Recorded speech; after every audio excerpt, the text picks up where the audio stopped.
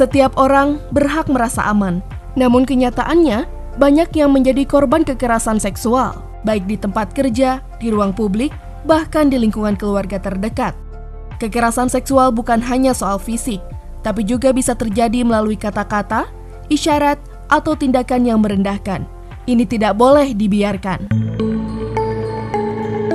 Sekarang, dengan Undang-Undang Tindak Pidana Kekerasan Seksual atau UU TPKS, negara melindungi setiap orang dari segala bentuk kekerasan seksual.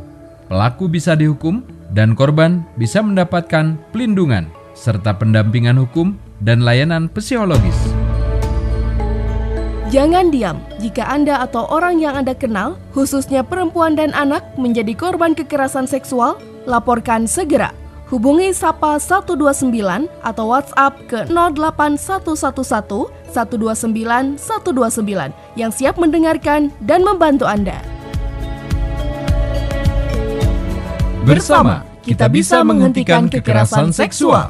Berani bicara, berani bertindak. Lindungi perempuan dan anak dan lawan kekerasan seksual. Pesan ini disampaikan oleh Kementerian Pemberdayaan Perempuan dan Perlindungan Anak Republik Indonesia, bekerja sama dengan Jaringan Radio Komunitas Indonesia.